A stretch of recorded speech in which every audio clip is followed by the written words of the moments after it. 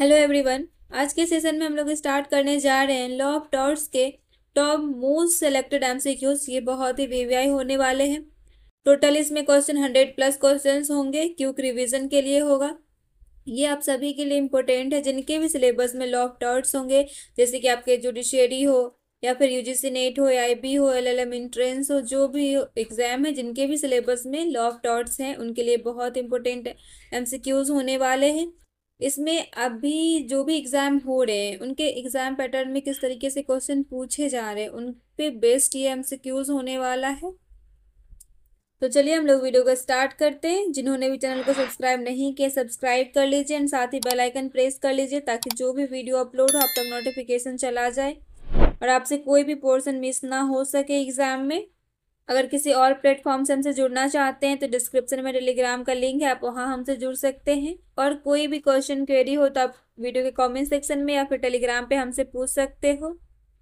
Video के last तक बने रहिएगा ताकि आपसे कोई भी क्वेश्चन मिस ना हो एग्जाम में।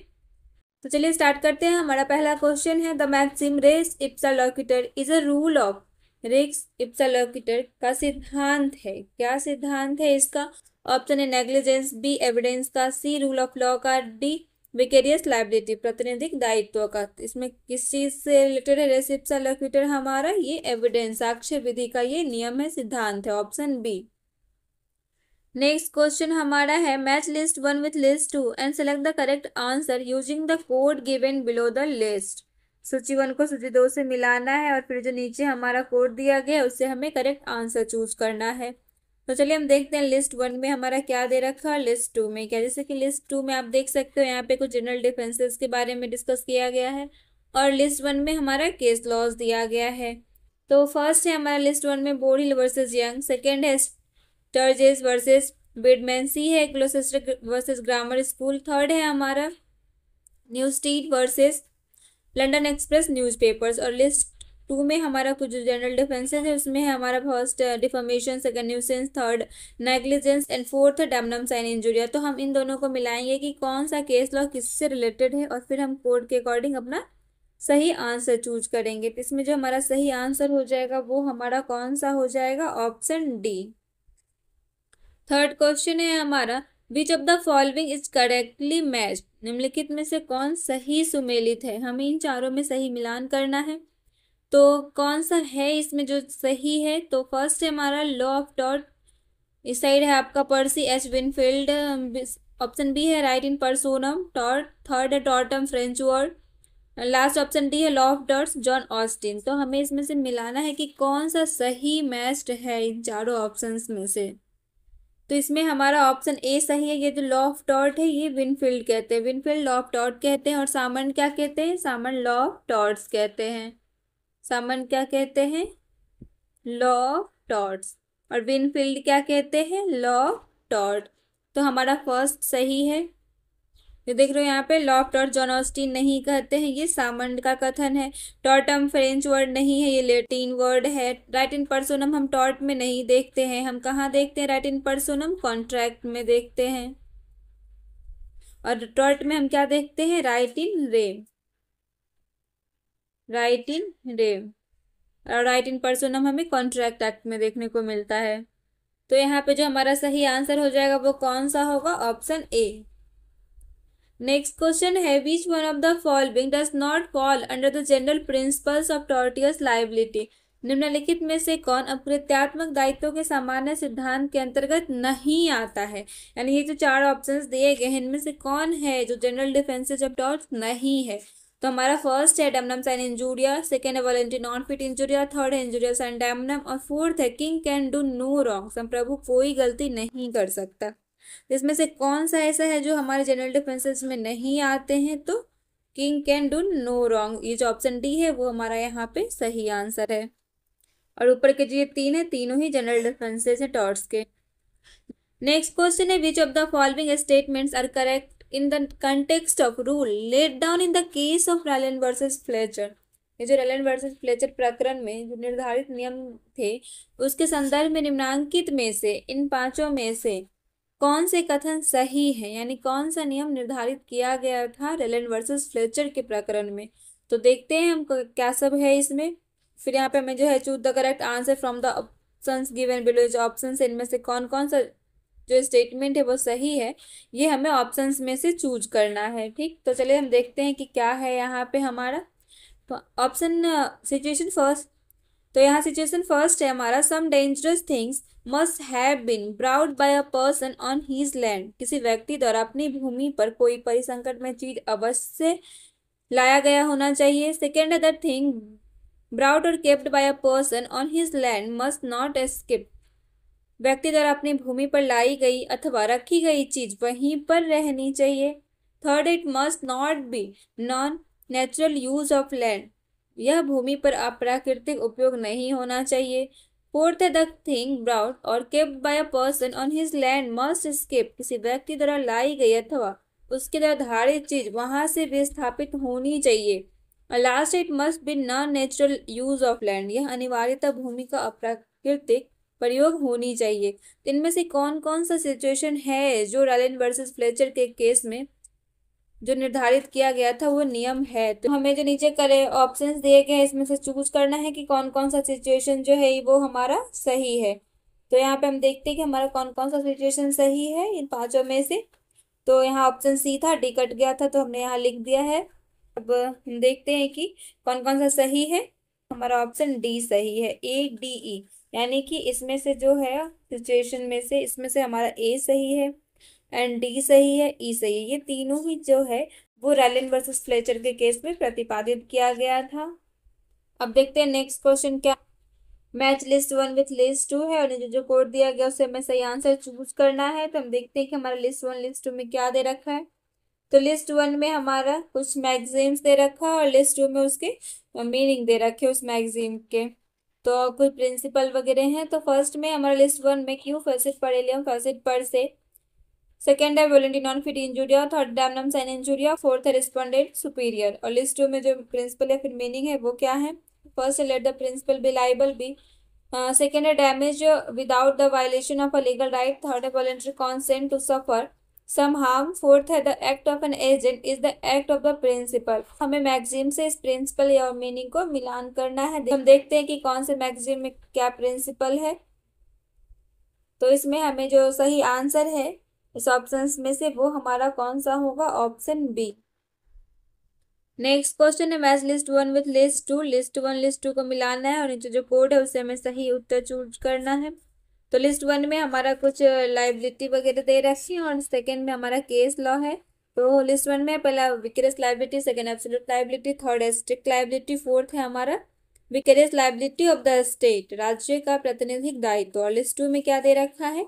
फर्स्ट है हमारा State Bank of India versus Shyama Devi, second है राइलैंड वर्सेस फ्लेचर, थर्ड है Peninsular and Oriental Steam Navigation Company versus Secretary of State for India, fourth है MC Mehta versus union of India. और नीचे जो कोड दिया गया उसे हमें सही आंसर चूज करना है। तो यहाँ पे हमारा जो सही आंसर है वो हमारा ऑप्शन सी है। नेक्स्ट क्वेश्चन है कंट्रीब्यूटरी नेग्लिजेंस इज असंदाई जो उपेक्षा है वह क्या है। ऑब्लिगेशन है, डिफेंस है, क्राइम है, राइट है, ये क्या है। तो यहाँ पे ऑप्शंस का थोड़ा सा ऊपर नीचे हो गया, ये हमारा ऑप्शन बी हो जाएगा, ऑप्शन सी है एंड डी है। तो हमारा यहाँ पे आंसर कौन सा हो जाएगा। कंट्रीब्यूटरी नेग्लिजेंस क्या है, ये एक डिफेंस है, ऑप्शन बी इसका सही आंसर है। Next question, tort means a civil wrong which is not exclusively a breach of contract or breach of trust. This definition is given by, ये जो definition है torts का ये किसके द्वारा दिया गया है कि torts means a civil wrong which is not exclusively a breach of contract or breach of trust. अकृत्य का अर्थ है कि एक सिविल दोष जो अनन्य रूप से संविदा भंग या विश्वास भंग नहीं है, किसके द्वारा दी गई है definition. Option A Salmond B Winfield, C section 2M of the limitation act 1963 में दिया गया है, या फिर option D section 2F of the limitation act 1963 में दिया गया है। तो ये डेफिनेशन क्या है दिया गया, ये ऑप्शन सी इसका सही आंसर है। ये लिमिटेशन एक्ट 1963 के सेक्शन 2M में है, ये टॉर्ट्स की डेफिनेशन दे रखा है। सामंड और विनफील्ड के डेफिनेशन बहुत इंपॉर्टेंट है, आप इसको जरूर याद रखिएगा। सामंड क्या कहते थे, कहते हैं कि एक सिविल रॉन्ग है और इसके लिए हमें रेमेडी मिलता है और उसके लिए हमें क्या करना होता है, कॉमन लॉ एक्शन लाना पड़ता है और इसमें जो डैमेजेस मिलते हैं वो अनलिक्विडेड डैमेजेस मिलता है। और यहाँ पे हमें विनफील्ड की डेफिनेशंस को भी ध्यान रखना चाहिए। ये क्या कहते हैं, ये कहते हैं कि इसमें टॉर्टियस लायबिलिटी अराइज होती है from the breach of duty, जो कि हमारा प्राइमली फिक्स्ड होता है पहले से, किसके द्वारा, लॉ के द्वारा। और दिस ड्यूटी, और ये ड्यूटी किसके और टुवर्ड्स होता है, this duty is towards person generally and its breach is redressable by an action for unliquidated damages. Okay, और हमें साथ ही यहाँ पे फ्रेजर के डेफिनेशंस को भी याद रखना चाहिए। फ्रेजर क्या कहते हैं टॉर्ट्स के बारे में, तो ये कहते हैं कि एक प्रकार का infringement of a right in rem है, किसके प्रति, of a private individual giving a right of compensation at the suit of the injured party. Okay, अब हमें यहाँ पे कुछ खास नहीं याद रखनी है। हो गया हमें किसका, सामंट का, विनफील्ड का एंड फ्रेजर का, इन तीनों का डेफिनेशन याद रखना। और साथ ही आप देख सकते हो कि ये जो डेफिनेशन है कि civil wrong which is not exclusively breach of contract और ब्रीच ऑफ ट्रस्ट, तो ये कहाँ दिया गया, ये section 2M of the limitation act में दिया गया है। तो हमारा ये सही आंसर है ऑप्शन सी। नेक्स्ट क्वेश्चन है हमारा, match the list 1 with list 2 है और कोड के अकॉर्डिंग हमें सही आंसर चूज करना है। तो देखते हैं हमारा लिस्ट 1 लिस्ट 2 में क्या दे रखा है। तो लिस्ट 1 जो है उसमें हमारा कुछ डिफेंस दिया गया है, जनरल डिफेंसेस ऑफ टॉर्ट्स हैं। और लिस्ट सेकेंड में जो हमारा है वो केस लॉज है। तो हमारा लिस्ट 1 में पहला वॉलंटरी नॉन फिट इंजूरिया है, सेकंड इनवाइटेबल एक्सीडेंट है, थर्ड एक्ट ऑफ गॉड है, फोर्थ नेसेसिटी है। और लिस्ट 2 में हमारा स्टेनली वर्सेस पावेल, दूसरा है को वर्सेस साब, थर्ड है हमारा Hall versus Brooklands auto racing club, fourth है निकोल्स वर्सेस मार्सलैंड। और इसमें से हमें सही आंसर चूज करना है कोड के अकॉर्डिंग कि कौन से जनरल डिफेंसेस किस केस लॉ से रिलेटेड करते हैं। तो हम देखते हैं कौन सा केस से रिलेटेड है, कौन सा जनरल डिफेंसेस। इसमें हमारा सही आंसर ऑप्शन बी है। नेक्स्ट क्वेश्चन है, arrange the following cases in the sequence in which they were decided. हमें यहाँ पे ये देखना है कि पहले कौन सा केस है, फिर देन कौन सा है, उसके बाद कौन सा केस लॉ है। तो हमें यहाँ सीक्वेंस के अकॉर्डिंग केस लॉज को मिलाना है ऑप्शंस में से, पहले कौन सा है। तो इसे ना निम्नांकित वादों को उनके निर्णय होने के आधार पर क्रम में व्यवस्थित कीजिए कि पहले कौन से केस का डिसाइड किया गया, देन कौन से केस। तो फर्स्ट है हमारा option A 1 3 4 second, option B है 2 3rd 4th 1, ऑप्शन सी है 3rd 4th 2nd 1 and option D है 2nd 1st 4th and 3rd। तो यहाँ पे हमारा ऑप्शन ए सही होगा। पहले हमारा कौन सा आया था, ग्लौसेस्टर ग्रामर स्कूल, उसके बाद हमारा कौन सा आया है यहाँ पे रायलैंड, ये एससी वर्सेस वाइट का केस पहला, दूसरा, एंड देन हमारा आया कौन सा, Rylands versus Fletcher, and last में हमारा आया डोंग वर्सेस एस्टिवेंशन। तो हमारा जो सही आंसर है वो हमारा ऑप्शन ए है यहाँ। नेक्स्ट क्वेश्चन है, which of the following is not a general defence in tort case. निम्नलिखित में से कौन अकृत्य मामलों में सामान्य बचाव नहीं है। Option A necessity, B accident, C private defence, D statutory authority. तो कौन सा यहाँ पे नहीं है, एक्सीडेंट नहीं है, ऑप्शन बी। नेक्स्ट क्वेश्चन है, the law of torts has largely developed through. अकृत्य विधि मुख्य रूप से निम्न में से किस आधार पर विकसित हुई है। Option A judicial decision, B legislation, C customs, D uses. तो ये जुडिशियल डिसीजन के आधार पर विकसित हुई है। लॉ ऑफ टॉर्ट्स जो है वो हमारा बेसिकली केस लॉज पर बेस्ड है, यानी कि जुडिशियल डिसीजन पर बेस्ड है। नेक्स्ट क्वेश्चन है, tort is an infringement of right of private individual giving a right of compensation at the suit of the injured party. This definition is given by, ये जो definition है ये किसके द्वारा दिया गया है, अकृत्य किसी प्राइवेट व्यक्ति के अधिकार का सामान्य रूप से उल्लंघन है जिससे उसे क्षतिपूर्ति का मुकदमा चलाए जाने का अधिकार उपलब्ध होता है। यह परिभाषा किसके द्वारा दी गई है। Option A Street, B Underhill, C Pollock, D Fraser. किसके द्वारा डेफिनेशन दी गई है, ये डेफिनेशन फ्रेजर के द्वारा दिया गया है, ऑप्शन डी। हमने इसके ऊपर वाले क्वेश्चंस में भी आपको बताया है कि टॉर्ट में हमें फ्रेजर का डेफिनेशन, साथ ही हमें सामन, विनफील्ड, इनका डेफिनेशन जरूर याद रखना है। ओके, नेक्स्ट क्वेश्चन है, Gloucester grammar school case is related with. Gloucester grammar school का जो केस है वो किससे रिलेटेड है। ऑप्शन है damnum sine injuria, B injuria sine damnum, C remoteness of damages and last option D none of the above. तो किससे related है ये, डैमनम साइन इंजूरिया से रिलेटेड है Gloucester grammar school case, option A सही है। Next question है, who is propounder of pigeon hole theory, जो कबूतर खाने का सिद्धांत है, इसको कौन स्थापित करते हैं?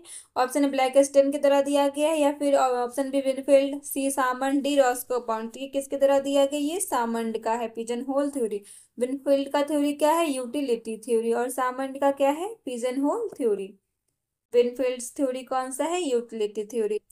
नेक्स्ट क्वेश्चन है, which of the following legal maxims is not related to tort. निम्नलिखित में से कौन सी विधिक सुक्ति यानी लीगल मैगजीम्स अपकृत्य से संबंधित नहीं है? Option A ubi jus ibi remedium, B volenti non fit injuria, C res ipsa loquitur, D pari delicto. तो इसका कौन सा मैगजीम है जो हमारा टॉर्ट से रिलेटेड नहीं है? तो पेरिडेलिक्टो जो मैगजीम है ये हमारा टॉर्ट से रिलेटेड नहीं है। बाकी के ऊपर जो 3 मैगजीम्स है ये हमारा टॉर्ट से रिलेट करता है। तो यहाँ सही आंसर ऑप्शन डी हो जाएगा। इस टाइप के क्वेश्चन अक्सर आजकल एग्जाम में बनाए जा रहे हैं, देखने को मिलते हैं। तो इस टाइप के मैगजीम्स को आप जरूर याद रखिएगा कि टॉर्ट्स के कितने जो जो इम्पोर्टेंट मैगजीम्स है उसको आप जरूर रिमेंबर रखना। नेक्स्ट क्वेश्चन है, in case of tort of trace pass which of the following defence will not apply. अतिचार के अपकृत्य के मामले में निम्नलिखित में से कौन सा बचाव लागू नहीं होगा? Option A statutory authority, B contributory negligence, C private defence, D मिने प्रॉफिट्स अंतकालीन लाभ। तो इनमें से कौन सा ऐसा बचाव है जो टॉर्ट ऑफ ट्रेसपास पे लागू नहीं होगा? तो contributory negligence, option B. Next question है हमारा, द फॉलोइंग इज और are the exceptions to the principle of strict liability. निम्नलिखित में से कौन से कठोर दायित्व के सिद्धांत के अपवाद हैं? ऑप्शन ए है हमारा, इसमें हमारा ये सिचुएशन दिया गया है, इसमें से हमें देखना है कि कौन कौन सा विकल्प हमारा सही है। तो ऑप्शन ये पहला सिचुएशन है एक्ट ऑफ गॉड, सेकेंड है consent of the plaintiff, third intention of the defendant, fourth है act of third party and last है माइनॉरिटी। तो इसमें से कौन कौन से है प्रिंसिपल ऑफ स्ट्रिक्ट लायबिलिटी के सिद्धांत के अपवाद हैं? तो पहला ऑप्शन है A and B only, option B है A B and D only, C है A C and D only, and option D है बी एंड ई वनली। इसका सही आंसर ऑप्शन बी हो जाएगा, A B and D only जो है exception है किसके? प्रिंसिपल ऑफ स्ट्रिक्ट लायबिलिटी के। नेक्स्ट क्वेश्चन है, the courts have created new torts by the gradual and sometimes almost imperceptible extension of old dot who said the above statement. ये जो statements है वो किसके द्वारा दिया गया स्टेटमेंट है कि न्यायालयों ने क्रमिक रूप से तथा कदाचित पुरातन अपकृत्य के लगभग अगोचर विस्तार से नवीन अपकृत्यों का सृजन किया है? Option A professor Goodhart, option B sir Frederick Pollock, option C है Clerk and Lindsell, and option D है सामंत। ये कथन किसका है? ऑप्शन ए सही है, प्रोफेसर गुडहार्ट का। Next question, arrange the correct sequence in which the liability for tort will arise the following. अपकृत्य हेतु दायित्व के संदर्भ में निम्नलिखित में से सही क्रम में लगाना है। ओके, तो यहाँ पे जो हमारा स्टेटमेंट दिया गया, जैसे कि पहला डैमेज, फिर हमारा ब्रीच ऑफ ड्यूटी है, third duty to take care है, फोर हमारा कॉशन है करने संबंध। तो इनमें जो है नीचे दिए गए विकल्पों में सही उत्तर का चयन करना है कि जो ये अपकृत्य दायित्व है इनके संदर्भ में सही क्रम क्या है। इसे हमें क्रोनोलॉजिकल ऑर्डर में सजाना है कि सही क्रम क्या, पहले क्या होगा देन क्या होगा। तो इसका सही आंसर हमारा ऑप्शन सी हो जाएगा। पहले हमारा ड्यूटी टू टेक केयर आएगा, फिर हमारा ब्रीच ऑफ ड्यूटी आएगा, देन हमारा कॉशन आएगा, और लास्ट में हमारा डैमेज आएगा। तो हमारा यहाँ पे ऑप्शन सी सही है। नेक्स्ट क्वेश्चन है, match list 1 with list 2। List 1 list 2 को मैच करना है और नीचे जो कोड है उससे हमें करेक्ट आंसर चूज करना है। तो लिस्ट 1 में हमारा क्या दिया गया? कुछ जनरल डिफरेंसेस दिए गए हैं, और लिस्ट 2 में हमारे केस लॉज दिए गए हैं। तो हमारा फर्स्ट है negligence, second strict liability, third absolute liability, and fourth है नर्वस शॉक। और लिस्ट 2 में जो केस है वो हमारा पहला है Ryland versus Fletcher, second MC Mehta versus union of India, third है ग्लासगो कॉर्पोरेशन वर्सेस म्यून, और फोर्थ है हमारा बॉरिल वर्सेस यंग का केस। तो हमें कौन से जनरल डिफेंसेस में कौन सा केस रिलेट करता है, तो ऑप्शंस के अकॉर्डिंग हमें आंसर चूज करनी है। तो यहाँ पे हमें ऑप्शन सी जो हमारा है वो हमारा सही आंसर हो जाएगा। नेक्स्ट क्वेश्चन है, if was lawful act however ill the motive might be the defendant had a right to do it. This observation was made by the court in one of the following cases. यदि यह विधिपूर्ण कार्य था भले ही इसका हेतु गलत ही हो, प्रतिवादी को इसे करने का अधिकार था। यह विचार न्यायालय द्वारा निम्नलिखित वादों में से किस एक वाद में व्यक्त किया गया? Option A mayor of Bedford Corporation versus Pickles, option B है वर्सेस वाइट, ऑप्शन सी है क्रिस्टी वर्सेस डडाव, ऑप्शन डी है Hollywood Silver Fox Farm Limited versus Emmett. तो इसका जो सही आंसर है वो हमारा ऑप्शन ए हो जाएगा। Next question, are tort is a civil wrong for which the remedy and action for damages and which is not exclusively breach of contract or breach of trust or breach of merely equitable obligation. The above definition was given by। अपकृत्य एक नागरिक दोष है जिसका उपचार हर जाने के लिए कार्रवाई करना है और यह अनन्य रूप से संविदा भंग या विश्वास भंग या सामयिक दायित्व भंग नहीं है। उपयुक्त परिभाषा किसने दी है? Option A Salmond, B Winfield, C Fraser, D Clerk and Lindsay. ये किसका डेफिनेशन? ये सामंड का डेफिनेशन है। हमने ऊपर के क्वेश्चंस में आपको बताया है कि सामंड, विनफील्ड, फ्रेजर, इन तीनों के डेफिनेशंस को आप जरूर याद रखिएगा। तो यहाँ पे जो हमारा सही आंसर है वो हमारा ऑप्शन ए हो जाएगा। नेक्स्ट क्वेश्चन है, according to whom is it law of tort and not law of torts? निम्नलिखित में से किसके अनुसार यह अपकृत्य की विधि है ना कि अपकृत्यों की विधि? ऑप्शन है विनफील्ड, बी पोलक, सी फ्रेजर, डी सामंट। ये विनफील्ड का है, ऑप्शन ए। विनफील्ड क्या कहते हैं? लॉ ऑफ टॉर्ट, ना कि law of torts. Law of torts कौन कहते हैं? तो Salmond. Next question, the word tort has been derived from Latin word. Tort शब्द की उत्पत्ति निम्नलिखित में से किस लैटिन शब्द से हुई? Option A tortus, B tortum, C torrent, D torture. तो ये टॉर्टम शब्द से हुई है। लैटिन शब्द टॉर्टम से टॉर्ट शब्द की उत्पत्ति हुई है। तो ऑप्शन बी इसका सही आंसर है। नेक्स्ट क्वेश्चन है, we have to evolve a new principles and lay down new norms which will adequately deal with new problems which arise in a highly industrialized society was laid down in। हमें नए सिद्धांतों तथा नए नियमों को बनाने की जरूरत है जो कि पर्याप्त रूप से उन नई समस्याओं के समाधान से जुड़े हुए हैं जो उच्च औद्योगिक समाज में पनप गए हैं, जिन्हें निम्न से दिया गया है। किसके द्वारा, किस केस में ये चीज दिया गया है? Option A common cause versus union of India, option B MC Mehta versus union of India, option C है हमारा Invercargill city council versus Hamlin, option D है Union of India versus Satpal Dharamvir. तो ये किस केस में दिया गया है? तो ये हमारा MC Mehta versus union of India में दिया गया है। ऑप्शन बी इसका सही है। नेक्स्ट क्वेश्चन है हमारा, test of control deals with. नियंत्रण परीक्षा का संबंध निम्न में से किससे है? Option A master and servant relationship, option B है measures of damages, option C है course of employment and option D है इम्प्लाइड ऑथोरिटी। तो ये जो टेस्ट ऑफ कंट्रोल है वो किसे डील करता है? ये हमारा मास्टर एंड सर्वेंट रिलेशनशिप को डील करता है, ऑप्शन ए। नेक्स्ट क्वेश्चन है, हॉलबैक होटल लिमिटेड वर्सेस स्कारबोरो बोरो काउंसिल, जो ये लीडिंग केस है ये किस पर आधारित है? इसने नेग्लिजेंस, बी न्यूसेंस, सी ट्रेसपास, डी डेफेमेशन। तो ये हमारा न्यूसेंस पे बेस्ड है, ऑप्शन बी। नेक्स्ट क्वेश्चन है, which of the following is a leading case on trespass एब इनिशियो? निम्नलिखित में से कौन सा प्रारंभ से ही अतिक्रमण अतिचार का एक प्रमुख मामला है? Option A Goldsmith versus aspiring limited, option B है हमारा डम्बेल वर्सेस रॉबर्ट, सी है बर्ड वर्सेस जॉन्स, डी है 6 कारपेंटर्स केस, 6 बढ़इयों का केस। तो इसमें से कौन सा हमारा है सही? Option D 6 carpenter case. Next question, an accident is one ordinary course of things, something so unusual as not to be look for by a person of ordinary prudence is said to be. कोई दुर्घटना एक सामान्य बात नहीं है जो कि किसी सामान्य समझ वाले व्यक्ति के लिए असामान्य बात के रूप में नहीं देखा जाना चाहिए। इसे निम्न में से क्या कहा जा सकता है? Option A negligence, B inevitable accident, C act of God, D damnum sine injuria. तो इसका जो सही आंसर वो हमारा इनवाइटेबल एक्सीडेंट हो जाएगा, ऑप्शन बी। नेक्स्ट क्वेश्चन है, which of the following is not a constituent of tort? निम्नलिखित में से कौन सा क्षति का संगठक नहीं है? तो इसमें से कौन सा नहीं है? Option A wrongful act, B damage, C remedy, D mens rea. तो कौन नहीं है? ये mens rea, option D. Next question है, given below are two statements, one labeled as assertion and the other labeled as read the statement and choose the correct answer using the code given below। यहाँ हमारा assertion और reason दिया गया है और नीचे जो कोड है उसके अकॉर्डिंग हमें सही आंसर चूज करना है। तो हम देखते हैं कि हमारा assertion क्या कह रहा है। Of God is a kind of inevitable accident with the difference that it arises out of the working of human forces।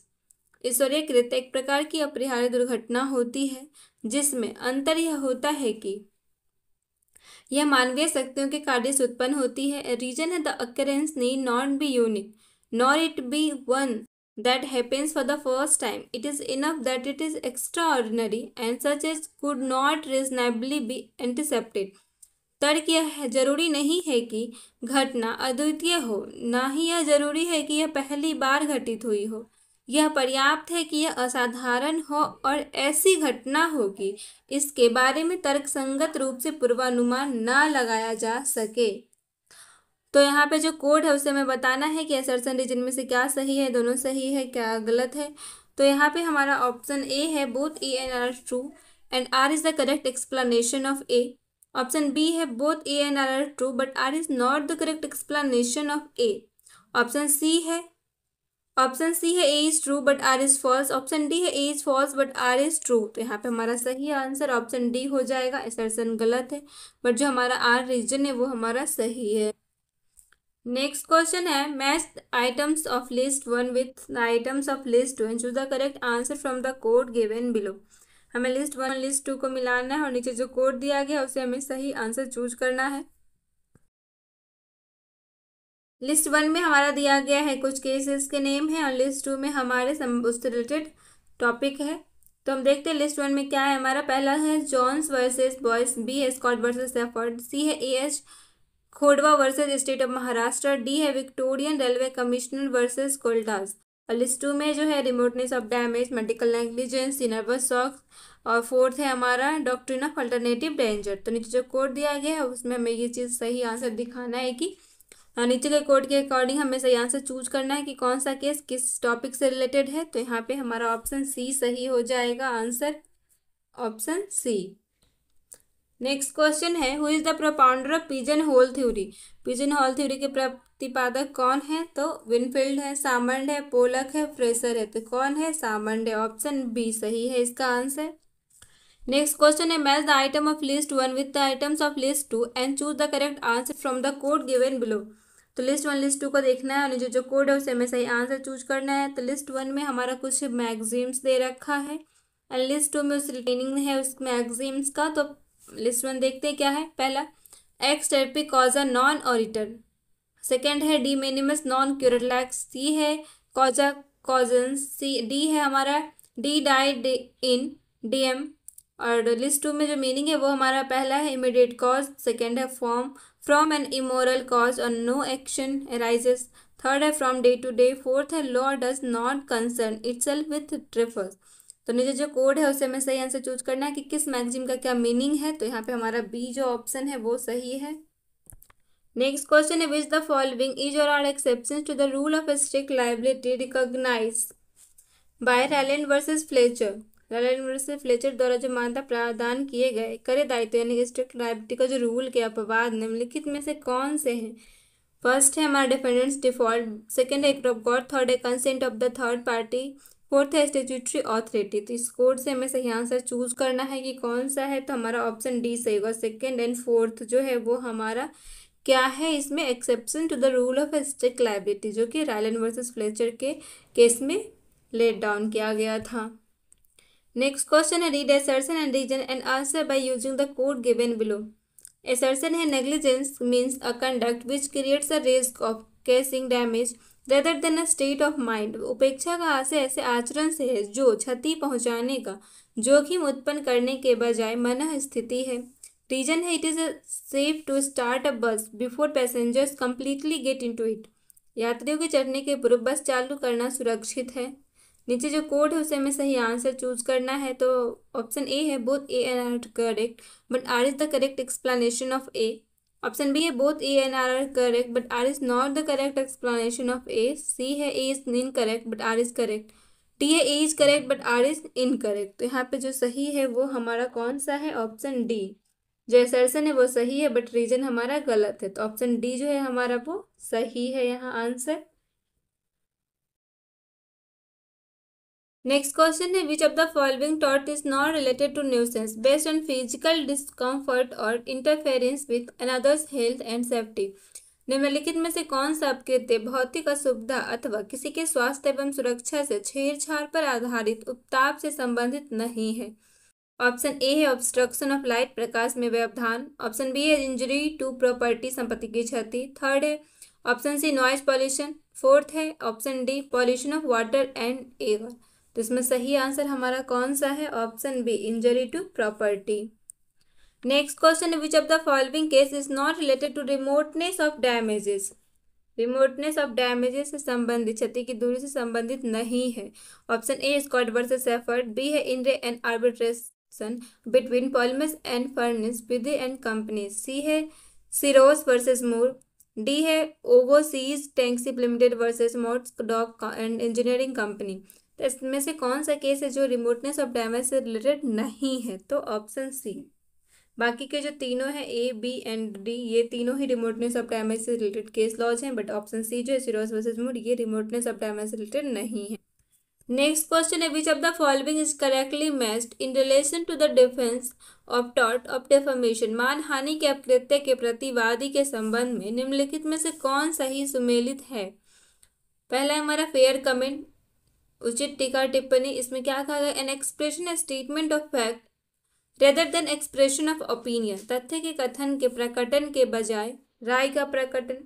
Option B है एब्सोल्यूशन प्रिविलेज, निरपेक्ष विशेषाधिकार। इसमें क्या कह रहा है कि statements made by the members of either house of parliament in the house or outside the house, संसद के दोनों में से एक सदन में सदस्यों द्वारा सदन में अथवा सदन के बाहर दिए गए वक्तव्य। Option C justification by truth, सत्य द्वारा न्यायोचित। इसमें क्या कहा गया कि it is enough if the statement is substantially true and may not mathematically be accurate. यह पर्याप्त है कि यदि वक्तव्य वस्तुतः सत्य है और गणित के अनुसार एकदम सही नहीं हो सकता। ऑप्शन डी है कंसेंट, सहमति। इसमें क्या है कि plaintiff has not consented to the publication of defamatory word by the defendant. अभियुक्त द्वारा कहे गए मानहानिपूर्ण शब्दों के प्रकाशन की सहमति अभियोगी से ने नहीं दी है। तो इसमें से कौन सा है हमारा जो मानहानि के अपकृत्य के प्रतिवाद के संबंध में निम्नलिखित में से सुमेलित है, करेक्ट मैच्ड है? तो यहाँ पे जो सही आंसर है वो हमारा ऑप्शन सी हो जाएगा। नेक्स्ट क्वेश्चन है match list 1 with list 2 and correct answer using the code given below. List 1 में हमारा क्या दिया गया? लिस्ट 1 में हमें नेम है केस की, और सेकंड में हमारा डिफेंस है, जनरल डिफेंसेस के बारे में दिया गया है कुछ। तो देखते हैं लिस्ट 1 में क्या है। फर्स्ट है हमारा समीरा कोहली वर्सेस प्रभा मनचंदा। सेकंड है Sodan Singh versus new Delhi municipal committee. Third है बर्ड वर्सेस हॉलब्रुक। फोर्थ है हमारा कल्लू लाल वर्सेस हेमचंद। और लिस्ट सेकंड में है plaintiff wrong doer, P second है लीव एंड लाइसेंस, थर्ड है एक्ट ऑफ गॉड, फोर्थ है नेसेसिटी। तो नीचे जो कोड दिया गया उसे हमें सही आंसर चूज करना है। तो यहाँ पे हमारा जो सही आंसर है वो ऑप्शन ए हो जाएगा, ऑप्शन ए। नेक्स्ट क्वेश्चन है which of the following statement or statements is और are correct, give correct answer using the code given below. निम्नलिखित में से कौन सा कथन हमारा सही है? कोड के अकॉर्डिंग चूज करना है। तो फर्स्ट सिचुएशन है हमारा tort is a civil wrong for which remedy is a common law action. अपकृत्य नागरिक अपकार है जिसका उपचार सामान्य कानूनी कार्यवाही है। सेकंड है tort is exclusively a breach of contract और ब्रीच ऑफ ट्रस्ट। अपकृत्य केवल संविदा भंग अथवा विश्वास भंग है। थर्ड है tort is an infringement of a right in rem of private individual. अपकृत्य निजी व्यक्ति के संबंधी अधिकार का अतिक्रमण है। लास्ट है फोर्थ सिचुएशन हमारा tort is violation of a legal duty owed to people generally for maintenance of law and order. अपकृत्य सामान्यतः लोगों पर कानून व्यवस्था के रख रखाव के लिए बकाया विधिक करों का उल्लंघन है। नीचे जो कोड है उसे हमें सही आंसर चूज करना है। ऑप्शन ए है only 2 and 4 are correct, option B है only 2 and 3 are correct, option C है only first and third are correct, and option D है only first and fourth are correct. तो इसका जो सही आंसर है वो हमारा कौन सा हो जाएगा? तो ऑप्शन सी इसका सही आंसर है, only first and third are correct. Next question है हमारा, रीड असर्शन और reason and answer using the code given below. Assertion और रीजन्स को हमें देखना है और इससे नीचे कोड के अकॉर्डिंग हमें सही आंसर चूज करना है। असर्शन कह रहा है कि the existence of a duty to take care is essential before a person can be held liable in negligence. एक व्यक्ति को लापरवाही के लिए भागी ठहराए जाने से पहले देखभाल करने की ड्यूटी का होना अनिवार्य है। Reason the standard of care required is not a matter of law and does vary according to the individuals, although it does not vary according to the circumstances. अपेक्षित देखभाल का स्तर विधि का मामला नहीं है और इसमें व्यक्ति के अनुसार अंतर होता है, यद्यपि इसमें परिस्थितियों के अनुसार अंतर नहीं होता है। कोड के अकॉर्डिंग हमें देखना है कि कौन सही है। ऑप्शन ए है A and R are true and R is correct explanation of A. Option B है A and R are true but R is not the correct explanation of A. Option C है is true but R is false. Option D है is false but R is true. तो यहाँ पे जो सही answer है वो हमारा ऑप्शन सी हो जाएगा। हमारा असर्शन सही है लेकिन जो रीजन है वो गलत है। नेक्स्ट क्वेश्चन है, of the following pair is correctly matched. Option A है defamation published in permanent form slander, अस्थायी रूप में प्रकाशित मानहानि अपमान वचन। ऑप्शन बी है libel is recognised as offence England, अपमान लेख को अपराध के रूप में मान्यता दी जाती है इंग्लैंड। ऑप्शन सी है truth of defamatory matter is no defence, civil law, मानहानिकारक मामले की सत्यता कोई प्रतिवादी नहीं है सिविल कानून। ऑप्शन डी है action lies for defamatory statement absolute privilege, मानहानिकारक कथन के लिए कार्रवाई बनती है पूर्ण विशेषाधिकार। तो इसमें से जो कौन सा है हमारा करेक्टली मैच्ड है, तो ऑप्शन बी इसका सही आंसर है। नेक्स्ट क्वेश्चन है, which of the following statements is और are correct with regard to absolute liability principle laid down in MC Mehta versus union of India, answer by using the code given below. जो नीचे code दिया गया है इसके according हमें answer choose करना है कि MC Mehta versus union of India के केस में क्या एब्सोल्यूट लायबिलिटी से रिलेटेड क्या रेट डाउन किया गया था। तो पहला सिचुएशन है हमारा, the principle was approved except as to quantum of damage in Charanlal Sahu versus union of India. यह सिद्धांत सिवाय नुकसानियों की मात्रा के चरणलाल साहू बनाम भारत संघ में अनुमोदित किया गया था। Second, the principle in determining compensation was applied in Union Carbide Corporation versus union of India. यह सिद्धांत क्षतिपूर्ति का निर्धारण करने में यूनियन कार्बाइड कॉर्पोरेशन बनाम भारत संघ में लागू किया गया था। Third, the compensation to be awarded must have some broad relation not only with magnitude and capacity of the enterprise but also with the harm caused by it was held in Deepak trade versus state of Gujarat. दी जाने वाली क्षतिपूर्ति का न केवल उद्यम के आकार और क्षमता के साथ बल्कि उसके द्वारा कारित होने हानि के साथ भी कुछ व्यापक सा संबंध अवश्य होना चाहिए। इसे दीपक नाइट्रेट बनाम गुजरात राज्य में निर्धारित किया गया था। Fourth है, the principle is not followed in India because Parliament could not pass yet Public Liability Insurance Bill 1991। इस सिद्धांत का भारत में पालन नहीं किया जाता है क्योंकि संसद अभी तक सार्वजनिक दायित्व बीमा विधेयक 1991 नहीं पारित कर सकी है। नीचे कोड दिया गया उसे हमें सही आंसर चूज करना है। तो पहला है हमारा only one is correct, second है 1 and 2 आर करेक्ट, थर्ड है A, first second and third are correct, fourth है हमारा first second third and fourth are correct. इसका सही आंसर कौन सा होगा हमारा, ऑप्शन सी इसका सही है, first second and third are correct. Next question है, match the term of list 1 with list 2 and correct answer from the code given below. List 1 में फर्स्ट है हमारा प्लेंटिफ रॉन्ग डूअर, वादे एक दोष करता, बी है एक्ट ऑफ गॉड, सी है इनवाइटेबल एक्सीडेंट, डी है मिस्टेक। एंड लिस्ट 2 में हमारा केस लॉस दिया गया है, Nicholas versus Marsland, Bird versus Holbrook. Third है हमारा consolidate company versus Curtis. Fourth है हमारा स्टेनले वर्सेस पावेल। तो नीचे जो कोड दिया गया उसे हमें सही आंसर चूज करना है कि कौन से केस लॉस किससे रिलेटेड है। तो इसमें जो सही आंसर है वो हमारा हो जाएगा कौन सा, ऑप्शन सी। नेक्स्ट क्वेश्चन है, which of the following statements is or are correct, answer by using code below। First situation है, in tort duty is impose by law and is owed to the community at large. अब कृत्य में duty विधि द्वारा अधिरोपित की जाती है और व्यापक रूप में समुदाय देनदार होता है। सेकेंड है, tort is founded upon consent to parties. अब कृत्य पक्षकारों की सहमति पर आधारित होता है। थर्ड है, tort is civil wrong for which the remedy is a common law action for liquidated damages. एक अपकृत्य सिविल गलती होती है जिसके लिए उपचार परिनिर्धारित नुकसानियों के लिए निर्णय विधिगत कार्यवाही होती है। Fourth, in tort motive for the violation of right is immaterial. अपकृत्य में अधिकार के उल्लंघन के लिए हेतु तत्वहीन है। तो नीचे जो कोड है उससे हमें क्या करना है कि ऊपर के कौन कौन से स्टेटमेंट हमारे सही हैं। ऑप्शन ए है only one is correct, second है option B first and second are correct, option C है first second and third are correct, option D है first second third and fourth all are correct. तो हमारा यहाँ पे जो सही है वो हमारा कौन सा हो जाएगा, ऑप्शन ए सही है। सिर्फ हमारा फर्स्ट सिचुएशन जो स्टेटमेंट है वही सही है। Next question, which of the following is true in relation to nuisance. उपद्रव्य के संबंध में निम्नलिखित में से कौन सही है। Option A, an action for nuisance is actionable per se and no special damage need to be prove. उपद्रव का कोई कृत्य अपने आप कार्यवाही योग्य है और उसके लिए किसी विशेष क्षति का साक्ष्य सिद्ध करना आवश्यक नहीं।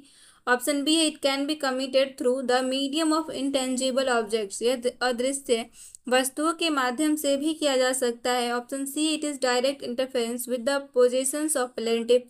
यह वादी के अधिपत्य में प्रत्यक्ष हस्तक्षेप है। ऑप्शन डी है, there is no interference with plaintiff use और एंजॉयमेंट ऑफ लैंड। वादी के भूमि के प्रयोग और उपभोग में कोई हस्तक्षेप नहीं है। तो इसका सही आंसर कौन सा है हमारा, option B. Next question, in which of the following cases originator of defamatory statement will be liable for the damage resulting from repetitive publication by third person? Answer by using code given below। तो इसमें है हमारा कि निम्नलिखित में से किस मामले में अपमानजनक वक्तव्य का आरंभकर्ता किसी तीसरे पक्ष द्वारा उसके बार बार पुनर्प्रकाशन से होने वाली हानि के लिए जवाबदेह माना जाएगा। कूट की सहायता से सही उत्तर चूज करना है हमें। तो देखते हैं हमारा फर्स्ट क्या है कि ही हिमसेल्फ ऑथराइज्ड रेपिटेशन, उसने पुनरावृत्ति के लिए स्वयं अधिकृत किया। Second, repetition was the natural and probable consequence of his act. पुनरावृत्ति उसके कृत्य का सहज और संभावित परिणाम था। थर्ड है, there was immoral obligation on the person in whose presence the slander was made to repeat it. जिस व्यक्ति की उपस्थिति में दुष्प्रचार की पुनरावृत्ति की गई उस पर अनैतिक दबाव था। Fourth, there was moral obligation on the person in whose absence the slander was made to repeat it. जिस व्यक्ति की अनुपस्थिति में दुष्प्रचार की पुनरावृत्ति की गई उस पर नैतिक दबाव था। तो नीचे जो कोड है उसे हमें सही आंसर चूज करना है। तो इसका सही आंसर हमारा ऑप्शन ए हो जाएगा, first and second. Next question है, match list 1 with list 2 and given correct answer by using code. सूची 1 सूची 2 को मिलाना है हमें। तो सूची 1 में हमारा कुछ मैक्सिम्स दे रखा है और लिस्ट 2 में जो है वो हमारा केसेस दे रखे हैं कि कौन से मैक्सिम से कौन से केस रिलेट करते हैं। तो फर्स्ट मैक्सिम है हमारा damnum and injuria, second injurious and damno, third है volenti non fit injuria, fourth res ipsa loquitur. और जो लिस्ट 2 में केसेज है वो है, फर्स्ट है हमारा पद्मावती वर्सेज दुगानिका, सेकेंड है Vishnu Dutt versus board of higher secondary and intermediate education UP, third है Bindra Devi Chauhan versus state of Himachal Pradesh, fourth है Bhim Singh versus state of Jammu and Kashmir. तो इसका सही आंसर कौन सा हो जाएगा, कौन सा मैक्सिम किस केस से रिलेट करता है। तो इसका सही आंसर ऑप्शन सी होगा।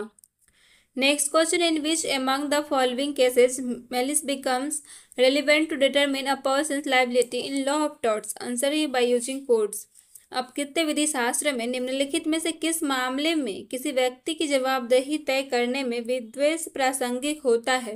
कूट की सहायता से हमें सही उत्तर चूज करना है। तो फर्स्ट है हमारा situation malice by result in aggravation of damages, विद्वेष क्षति को बढ़ा सकता है। Second, in torts of deceit and conspiracy one of the essential is malice, अपकृत्य में विद्वेष प्रवंचना और षड्यंत्र के लिए एक आवश्यक कारक है। थर्ड है when act is lawful intention can be gathered from post circumstances, यदि कृत्य विधि सम्मत है तो पुरानी परिस्थितियों के आधार पर इरादे को समझा जा सकता है।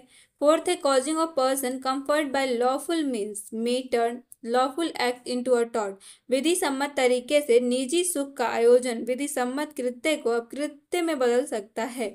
तो इसमें से कौन सा हमारा सही है, तो इसका ऑप्शन ए सही हो जाएगा हमारा, first and second. Next question है हमारा, इन विच केस द प्रिंसिपल यूबिजस इवी रेमेडियम वॉज रिकॉग्नाइज्ड, निम्नलिखित में से किस मामले में जहां अधिकार है वहां उपचार भी है सिद्धांत लागू किया गया? Option A Ryland versus Fletcher, B S versus White, C Ashdown versus Samuel Williams, D Pema Chibber versus union of India. तो ये किस केस में किया गया है laid down? Principle ubi jus remedium, तो ऑसबी वर्सेस वाइट के केस में ऑप्शन बी। नेक्स्ट क्वेश्चन है which of the following is correct answer by using the code. निम्नलिखित में से कौन से कथन हमारे सही हैं? और सिचुएशन फर्स्ट है हमारा, corporation is vicariously liable for acts done by its employees, निगम अपने कर्मचारियों द्वारा किए गए कृत्यों के लिए प्रतिनिधिक रूप से जिम्मेदार है।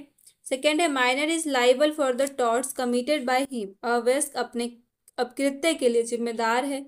थर्ड है wife is liable under law of torts to her husband if she negligently fractures his legs, यदि पत्नी की लापरवाही से पति की टांग टूट जाती है तो पत्नी टॉर्ट कानून के अंतर्गत उसके लिए जिम्मेदार है। फोर्थ है tort committed by any partner in the ordinary course of business of firm all other partners are liable, किसी फॉर्म में सामान्य कामकाज के दौरान किसी भी पार्टनर द्वारा किए गए अपकृत्य के लिए दूसरे सभी पार्टनर जिम्मेदार माने जाएंगे। तो इसमें से कौन सा हमारा स्टेटमेंट सही है? तो यहाँ पे जो सही आंसर है वो हमारा हो जाएगा option C, first second and fourth हमारा सही है स्टेटमेंट। नेक्स्ट क्वेश्चन है read assertion and reason and give the correct answer by using the code given below. Assertion and the rule of strict and absolute liability are on the principle of no fault liability. कठोर और पूर्ण दायित्व के नियम त्रुटि रहित दायित्व के सिद्धांत पर है। Reason a defendant can be held liable even if he may not be negligent and taken due care and harm caused is unintentional. प्रतिवादी को जिम्मेदार ठहराया जा सकता है भले ही उसने उपेक्षा ना की हो और उचित सावधानी बरती हो और नुकसान पहुंचाने का कारण गैर इरादतन हो। तो कोड है हमारा first option A, both A and R true but R is the correct explanation of A. Option B है both A and R true but R is not the correct explanation of A. Option C है is true but R is false. Option D है A is false but R is true. इसका सही answer हमारा option A होगा।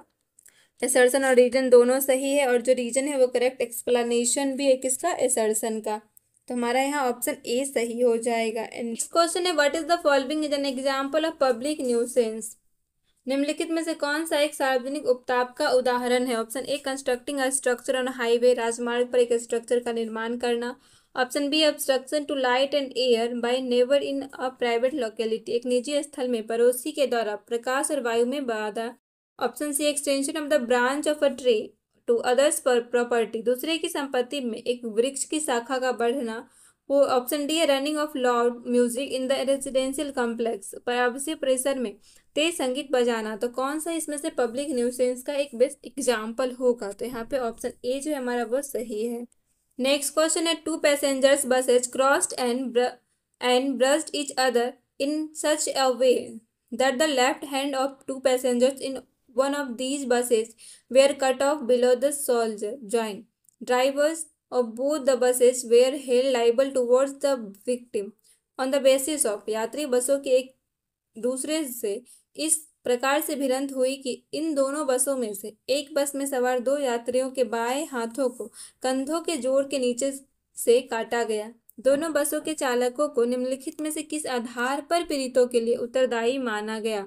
Option A contributory negligence, B composite negligence, C nervous shock, D solitary negligence. तो किस आधार पर माना गया इसे? Composite negligence, option B. Next question है which of the following is not an essential element of tort. निम्नलिखित में से कौन सा अपकृत्य का एक आवश्यक घटक नहीं है?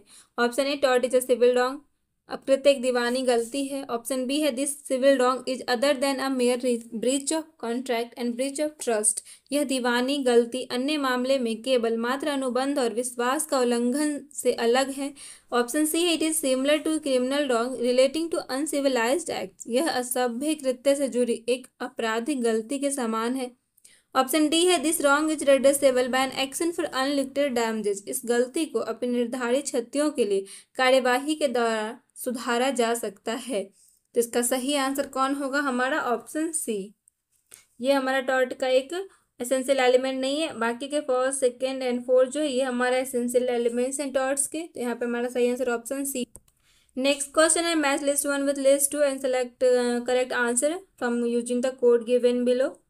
तो देखते हैं लिस्ट 1 लिस्ट 2 में क्या दे रखा है। लिस्ट 1 में हमारा केस का नाम है और लिस्ट 2 में हमारे उस केस के डिसीजन है। तो हम देखते हैं कि कौन से केसेस में कौन सा डिसीजन दिया गया है और फिर हमें कोड के अकॉर्डिंग आंसर चूज करना है। तो फर्स्ट है Indian council for enviro legal action versus union of India.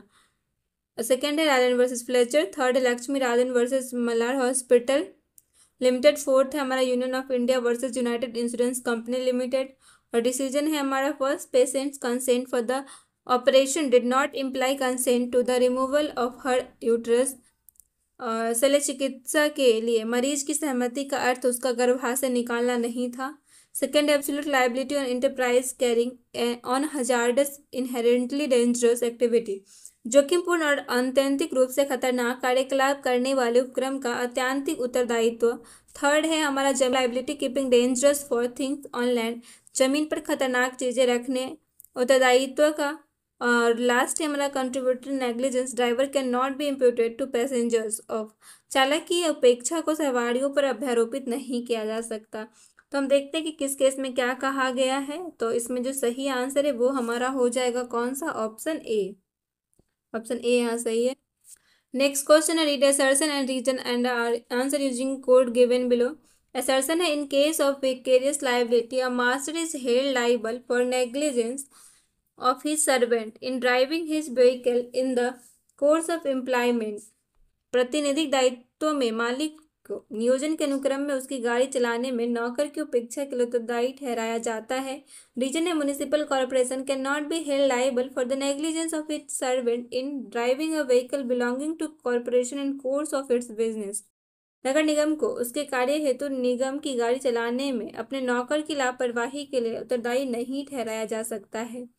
तो कौन सा इसमें सही है, ऑप्शन ए है। Both A and R are right and R is correct explanation of A. Option B है both A and R are right but R is not the correct explanation of A. Option C है A is right but R is wrong. Option D है A is wrong but R is right. इसका सही answer कौन सा होगा हमारा, option C. यहाँ हमारा असर्शन सही है बट जो रीजन है वो गलत है। नेक्स्ट क्वेश्चन है A threw a lighted cube into a crowd, it fell upon X. X in order to prevent injury to himself threw it further. It fell upon Y and Y in turn did the same thing and it then fell on B. As a result of which B lost one of his eyes. Who is liable to B, A, X और Y? कौन liable होगा B के लिए यहाँ पे, ए, x और Y में से कौन सा होगा? तो यहाँ पे ए ने एक जलती हुई फुलझड़ी भीड़ पर फेंक दी, यह एक्स पर गिरी। एक्स ने स्वयं को चोट से बचाने के लिए इसे आगे फेंक दिया, यह वाई पर गिरी और वाई ने पुनः वही किया और यह फिर बी पर गिरी, जिसके परिणाम स्वरूप बी की एक आंख चली गई। बी के प्रति कौन उत्तरदायी है, ए, एक्स या वाई? तो हम देखते कौन है यहाँ पे। ऑप्शंस है हमारे यहाँ पे, option A no one is liable on the principle of remoteness of damages, क्षतिपूर्ति की दुरस्ता के सिद्धांत के आधार पर कोई उत्तरदायी नहीं है। ऑप्शन बी है A is liable because his act is most proximate cause of damage even though is his act was farthest. A उत्तरदायी है क्योंकि उसका कृत्य हानि पर सबसे नजदीकी कारण है, भले ही उसका कृत्य सबसे दुरुस्त था। ऑप्शन सी है X is liable because he threw the squib without any danger to him. X उत्तरदायी है क्योंकि उसने फुलझड़ी उस पर बिना किसी खतरे के फेंकी। ऑप्शन डी है Y is liable because he cause the injury. Y उत्तरदायी है क्योंकि उसके कारण चोट पहुंची। तो इसका सही आंसर हमारा यहाँ पे हो जाएगा ऑप्शन बी। ऑप्शन बी हमारा सही है। ए लाइबल होगा क्योंकि उसका जो कृत्य है वो हानि पर सबसे नजदीक कारण है, भले ही उसका कृत्य सबसे दुरुस्त क्यों ना हो। नेक्स्ट क्वेश्चन है which of the following are important cases on maxim damnum and injuria, answer by using code below. Option A है Dixon versus Reuters telegram company. Option B है Usaben versus Bhagya Lakshmi Chitra Mandir. Option C Ashby versus white. Option D है municipal board of Agra versus Asharfi Lal. तो code में से देखते हैं क्या है सही। ऑप्शन ए है हमारा फर्स्ट सेकेंड, ऑप्शन बी है second and fourth, option C है first and third, option D है सेकेंड एंड थर्ड। इसका सही आंसर हमारा ऑप्शन ए हो जाएगा, ऑप्शन ए। नेक्स्ट क्वेश्चन है, which of the following is not true about the cylinder form of defamation. निम्नलिखित में से कौन मानहानि के अपमान वचन के बारे में सत्य नहीं है। Option A, statement is made in some transient form, किसी अस्थायी रूप में दिया गया वक्तव्य। Option B, it is address to ear, यह सुनने के लिए संबोधित किया गया है। Option C, slander is always a criminal offence, अपमान वचन सदैव दांडिक अपराध है। Option D, it is not actionable, is absence of proof of actual damage, वास्तविक हानि के सबूत के अभाव में यह कार्यवाही करने योग्य नहीं है। तो यहाँ पे कौन सा हमारा जो है मानहानि के अपमान वचन के बारे में सत्य नहीं है, तो ऑप्शन सी इसका सही हो जाएगा यहाँ पे। नेक्स्ट क्वेश्चन है, read assertion and decision and answer using the code given below. Assertion है, making a statement of fact on matters of public interest is a defense to an action for defamation. लोकहित के विषयों पर तथ्यपरक वक्तव्य देना मानहानि के लिए कार्यवाही का प्रतिवाद है। रीजन है, if defendant in a newspaper publishes a statement of facts making serious allegation of dishonestly against the plaintiff and subsequently could not prove the truth, the plea of fair comment shall fail as based on untrue facts. यदि प्रतिवादी समाचार पत्र में तथ्यपरक वक्तव्य प्रकाशित करता है जिसमें वादी के विरुद्ध बेईमानी का गंभीर आरोप लगाता है और बाद में सत्य को साबित नहीं कर पाता है, तो उचित टिप्पणी का भी वचन असत्य तथ्यों पर आधारित होने के रूप में विफल होगा। हमारा यहाँ कोड है, इसमें से हमें सही आंसर चूज करना है। तो फर्स्ट है, both A and R right and R is the correct explanation of A. Option B है, both A and R right but R is not the correct explanation of A. Option C is right but R is wrong. Option D है, is wrong but R is true. तो यहाँ पे हमारा कौन सा answer सही हो जाएगा यहाँ पे, तो हमारा ऑप्शन डी जो है वो सही है। हमारा जो असर्शन है वो गलत है बट जो रीजन है वो सही है। नेक्स्ट क्वेश्चन है, match list 1 with list 2 and select the correct answer using the code given below. List 1 में केस है और लिस्ट 2 में हमारा मैक्सिम है। तो देखते हैं कौन से जो मैक्सिम है वो किस केस से रिलेटेड करता है। ऑप्शन ए है, केस में list 1 Bhim Singh versus state of Jammu and Kashmir. Second है, municipal corporation of Delhi versus Subhagwanti. C है, निकोलस वर्सेस मार्सलैंड। डी है, Mogul steam company versus McGregor Gow and company. List 2 में मैक्सिम है, damnum and injuria injurious and damnum respecter vis major. तो देखते हैं कौन से मैक्सिम हमारे किस केस लॉ से रिलेट करते हैं। तो इसका जो सही है आंसर वो हमारा ऑप्शन सी है। नेक्स्ट क्वेश्चन है, Andhra Pradesh state road transport corporation versus K Hemlata and municipal corporation greater Bombay versus Lakshman Iyer important cases decided by the supreme court on the rule of Andhra Pradesh राज्य सड़क परिवहन निगम बनाम के हेमलता और नगर निगम बृहद बॉम्बे बनाम लक्ष्मण अय्यर महत्वपूर्ण केसों का निर्णय उच्चतम न्यायालय द्वारा निम्नलिखित में से किस नियम के अनुसार किया गया। Option A, act of God. B, contributory negligence. C, nuisance. D, trespass. तो किसके द्वारा ये चीज किया गया, इसका सही आंसर ऑप्शन बी होगा, कंट्रीब्यूटरी नेग्लिजेंस। नेक्स्ट क्वेश्चन है, what remoteness of damage mean in relation to liability of defendant. प्रतिवादी के दायित्व के संबंध में क्षतिपूर्ति की दुरुस्तता का क्या अर्थ है। Option A, the defendant is not liable for all direct consequences of the tortious act if he could foresee them. प्रतिवादी अपकृत्यों के सभी प्रत्यक्ष परिणाम के लिए उत्तरदायी नहीं है यदि वह उनकी पूर्व कल्पना कर सकता। ऑप्शन बी है, फोर्सेबिलिटी इज नो टेस्ट ऑफ और रिमोटनेस ऑफ डैमेजेस। पूर्व कल्पनीयता क्षतिपूर्ति की दुरुस्तता का कोई परीक्षण नहीं है। ऑप्शन सी है, liable in law only for consequences which are not remote. कानून में केवल उन परिणामों के लिए उत्तरदायी है जो दुरुस्त नहीं है। ऑप्शन डी है, directness of the consequences is the only test for the remoteness of damage. परिणामों के प्रत्यक्ष होना क्षतिपूर्ति की दुरुस्तता के लिए एकमात्र परीक्षण है। इसका सही आंसर कौन सा है हमारा यहाँ पे, ऑप्शन सी। ऑप्शन सी इसका सही होगा। Next question, in which of the following cases the supreme court of India applied the principle of absolute liability. Give answer by using code given below. निम्नलिखित में से किस मामले में भारत के उच्चतम न्यायालय ने अत्यंतिक दायित्व के सिद्धांत को लागू किया। क्वेश्चन फर्स्ट है, MC Mehta versus union of India. Second है, Charan Lal Sahu versus union of India. Third है, Indian council for enviro legal action versus union of India. Fourth है, MC Mehta versus state of MP Madhya Pradesh राज्य। तो कोड है हमारा फर्स्ट ऑप्शन ए है हमारा first, second and third and fourth. Option B है only second third and fourth, option C है only third and fourth, option D है only first second and third. तो इसका सही आंसर हमारा ऑप्शन डी हो जाएगा। नेक्स्ट क्वेश्चन है the police officers fail to observe the provision of UP police regulation in taking care of the gold seized. The injury had been committed by the employees of the state during the course of its employment, but the employment was in a special category of sovereign power, and the claim was not sustainable. It was held by the Supreme Court in police अधिकारी जब्त किए गए सोना का ध्यान रखने में Uttar Pradesh police विनियमों के प्रावधानों का पालन करने में विफल रहे। यह मानने में कोई कठिनाई नहीं थी कि जिस कार्य से क्षतिपूर्ति के लिए यह दावा उत्पन्न हुआ राज्य के कर्मचारियों के द्वारा उनके नियोजन के अनुक्रम के दौरान हुआ था, किंतु नियोजन संप्रभु शक्ति की विशेष श्रेणी के अंतर्गत था, इसीलिए यह दावा धारणीय नहीं है। उच्चतम न्यायालय ने यह निर्णय किस केस में दिया? Option A Mohammad Murad versus government of UP, option B है Kasturilal Ralia Ram Jain versus state of UP, third है हमारा state of UP versus Hindustan Lever Limited, option D है state of UP versus Tulsiram. तो इसका जो सही आंसर है वो हमारा ऑप्शन बी है, ऑप्शन बी। नेक्स्ट क्वेश्चन है match the item of list 1 with the item of list 2 and choose the correct answer from the code given below. List 1 में हमारा डिफेंस इन टॉर्ट है, defences दिया गया है, और list 2 में हमारा उससे रिलेटेड केस लॉज दे रखे हैं। तो लिस्ट 1 में पहला है voluntary non fit injuria, second है judicial act, third act of state, fourth necessity.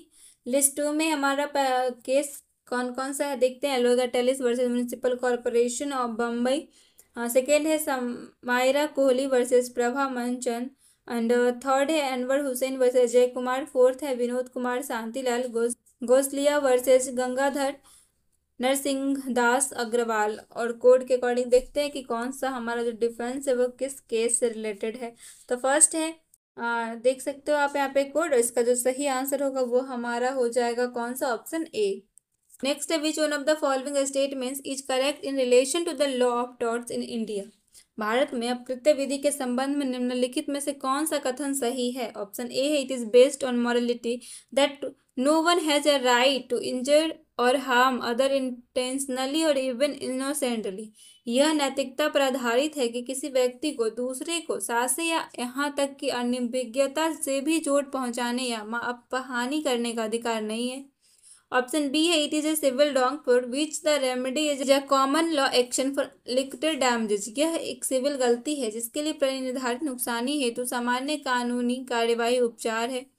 Option C है it is based on law which in the constitutional equity covered means judicially developed equity covers everything which is covered by statute. यह विधि पर आधारित है जिसका संवैधानिक संदर्भ में अर्थ न्यायिक रूप से विकसित क्षमता है, संविधि द्वारा कवर किए गए हर चीज को कवर करता है।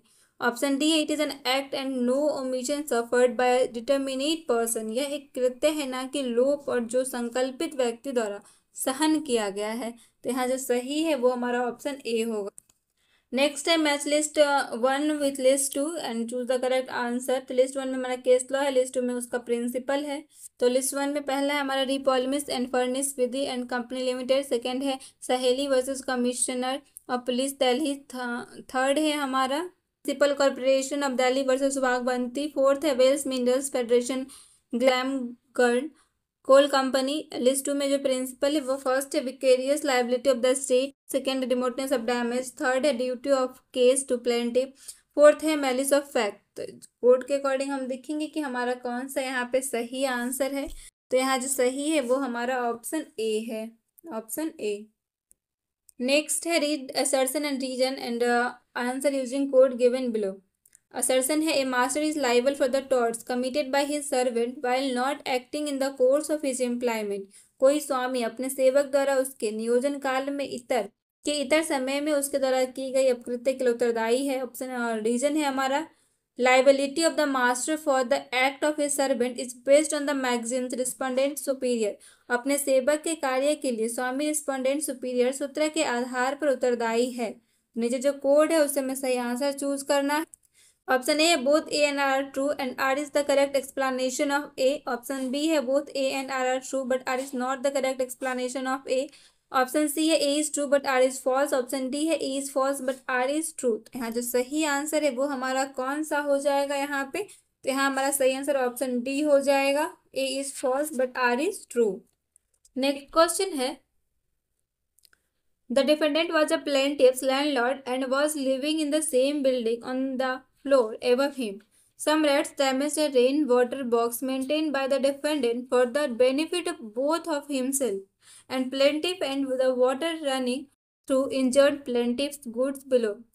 What action be taken on the above mentioned facts in view of the exception to the theory of strict liability?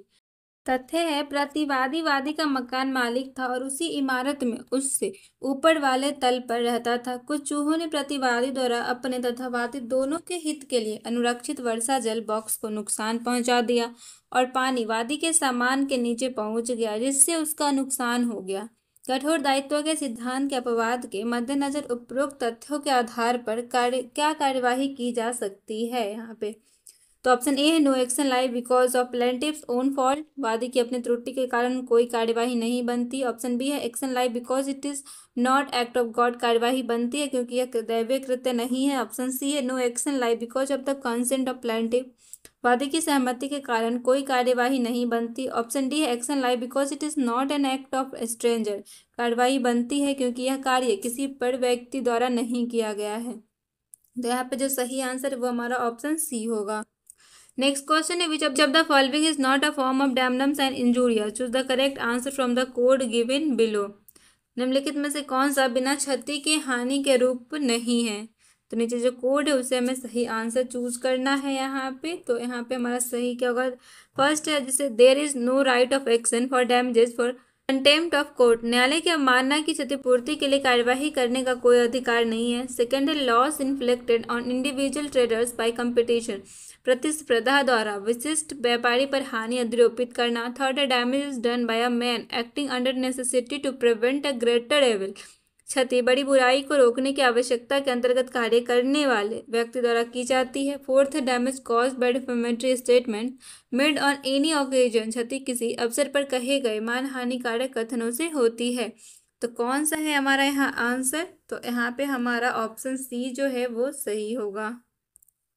Next question है, who define law of torts as tortious liability arises from breach of duty primarily fixed by law, this duty is towards persons generally and its breach is redressable by an action for unliquidated damages. किसने अपकृत्य विधि को निम्नवत रूप से परिभाषित किया है कि अपकृत्य दायित्व विधि द्वारा प्राथमिक रूप से निर्धारित किए गए कर्तव्य भंग से उत्पन्न होता है। यह दायित्व सामान्यतः व्यक्तियों के प्रति होता है और इसके भंग का उपचार अनिर्धारित नुकसानी की प्राप्ति के लिए लाए गए किसी वाद द्वारा किया जाता है। Option A Salmond, B Lord Denning, C Fraser, D Winfield. तो इसका सही आंसर ऑप्शन डी होगा, विनफील्ड। नेक्स्ट क्वेश्चन है, which of the facts do not include within the principle of joint liability, निम्नलिखित में से कौन सा तथ्य संयुक्त दायित्व के सिद्धांत के अंतर्गत शामिल नहीं है? तो यहाँ पे जो है हमारा ऑप्शन ए हमारा यहाँ पे the actuated act need not be a crime or when it was foisted, प्रेरित कार्य जरूरी नहीं कि वह अपराध हो अथवा कार्य आरंभ में ही निष्फल हो गया हो। B an act done in a pre arrange plan between more than one person, कार्य एक से अधिक व्यक्तियों की पूर्व निर्धारित योजना में किया गया हो। ऑप्शन सी है mere participation in some manner in the act constituting the offence, अपराध संस्थापित करने वाले कार्य में कुछ रीति में सिर्फ भागीदारी। Option D an act done in furtherance of an intention to cause harm, अपहानि के किसी आशय को अग्रसर करने में किया गया कोई कार्य। तो यहाँ सही आंसर हमारा ऑप्शन ए होगा यहाँ पे। बाकी के तथ्य जो है वह joint liability principal of joint liability में शामिल है, बट ये शामिल नहीं है। तो आंसर हमारा ऑप्शन ए है।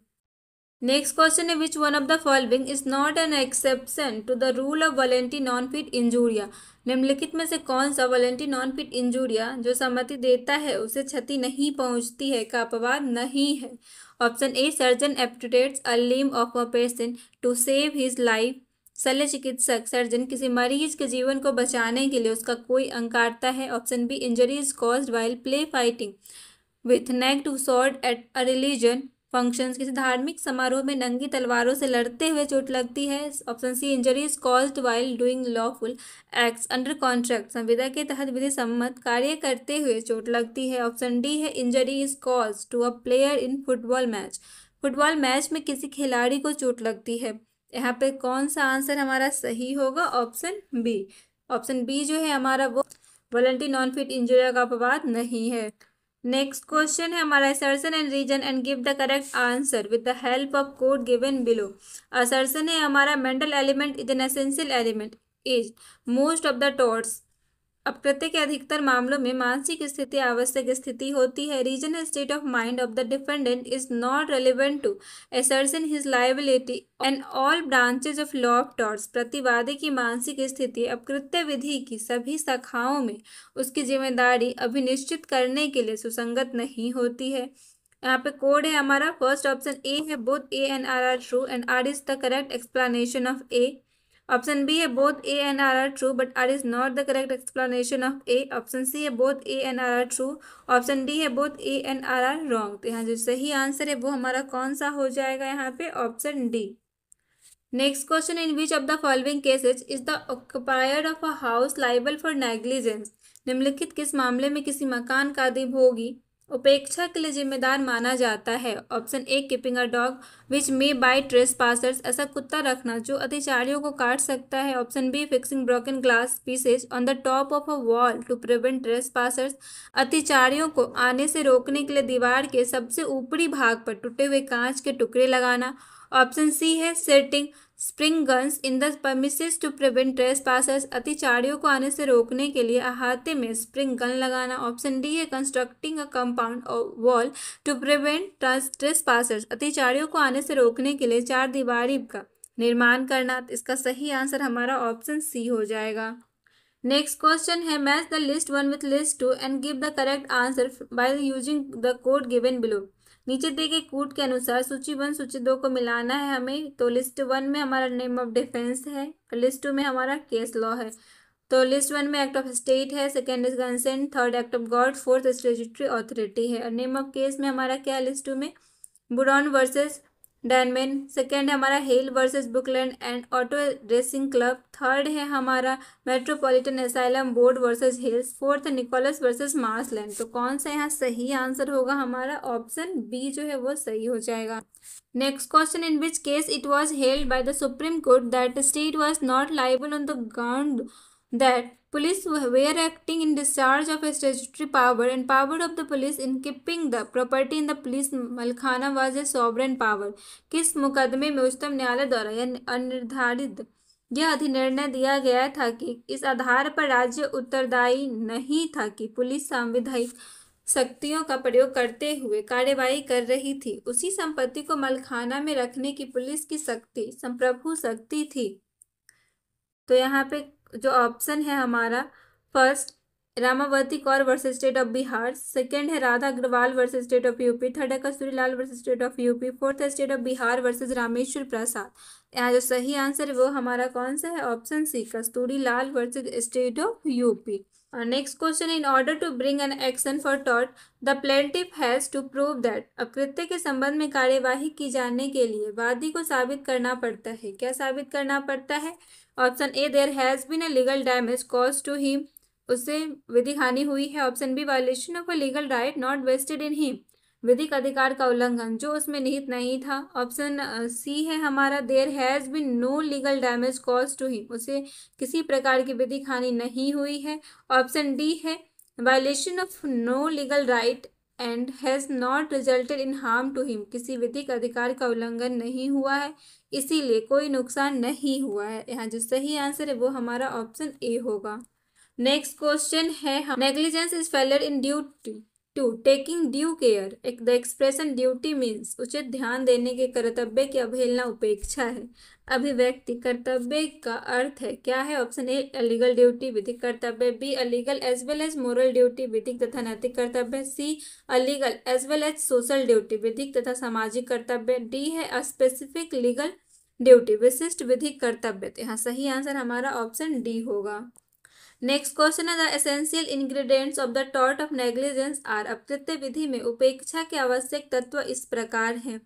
फर्स्ट है हमारा वंस ओज a duty of care towards the other. किसी व्यक्ति का कर्तव्य है कि वह दूसरे व्यक्ति का ध्यान रखे। सेकेंड है one commits a breach of that duty. एक व्यक्ति उस कर्तव्य को भंग करता है। थर्ड है the other person suffers damage as a consequence thereof. दूसरे व्यक्ति को इसके परिणाम स्वरूप नुकसान होता है। Choose your correct answer with the help of code given below. हमें इस कोड के अकॉर्डिंग आंसर चूज करना है सही। ऑप्शन ए है only the first is an essential ingredient. केवल पहला आवश्यक यह अंग है। ऑप्शन बी है हमारा none of them is an essential ingredient. इनमें से कोई भी आवश्यक अंग नहीं है।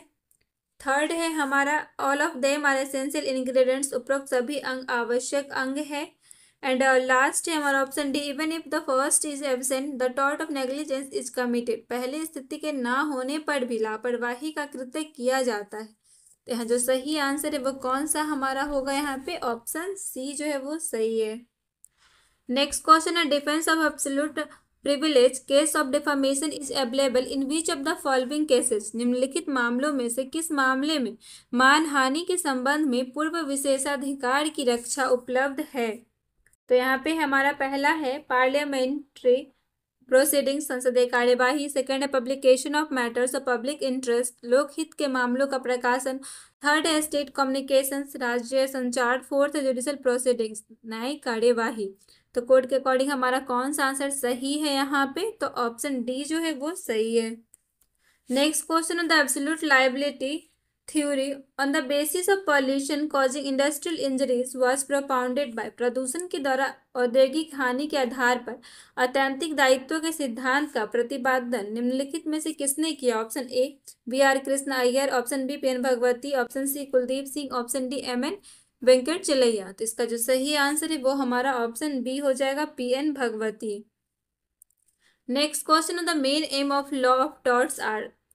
अपकृत्य विधि के मुख्य उद्देश्य हैं क्या है। पहला है पनिशमेंट। सेकेंड है डिटरेंस टू रॉन्ग डूअर गलत कार्य करने वालों को गलत कार्य करने से विरत करना। थर्ड है रेस्टोरेशन ऑफ ओरिजिनल पोजीशन पूर्व स्थिति की बहाली। फोर्थ है डैमेजेस टू विक्टिम्स पीड़ितों को मुआवजा। तो कोड्स के अकॉर्डिंग हमें सही आंसर देखना है यहाँ पे कि अपकृत्य विधि की क्या मुख्य उद्देश्य है, तो हमारा ऑप्शन सी सही है।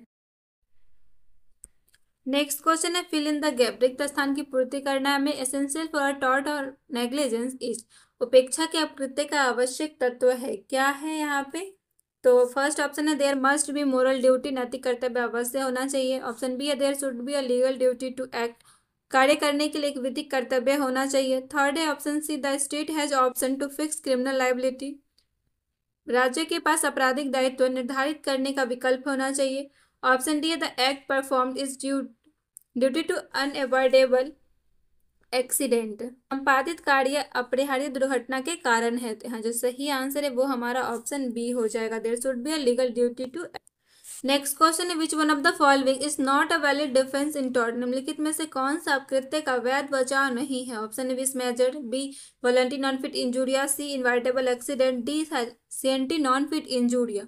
तो कौन सा है जो हमारा नॉट अ वैलिड डिफेंस है, यानी कि टॉर्ट का वैलिड डिफेंस नहीं है। तो यहाँ पे जो सही आंसर वो हमारा ऑप्शन डी हो जाएगा। ये जो है सीएनटी नॉन फिट इंजुरिया ऐसा नहीं होता है, वॉलंटरी नॉन फिट इंजुरिया होता है, ना कि सीएनटी नॉन फिट इंजुरिया। तो जो सीएनटी नॉन फिट इंजुरिया है वो हमारा वैलिड डिफेंस इन टॉर्ट नहीं है, टॉर्ट का वैलिड डिफेंस नहीं है। बाकी के जो तीनों ही ये defence of torts. Next question है match list 1 with list 2 and select the correct answer using the code given below.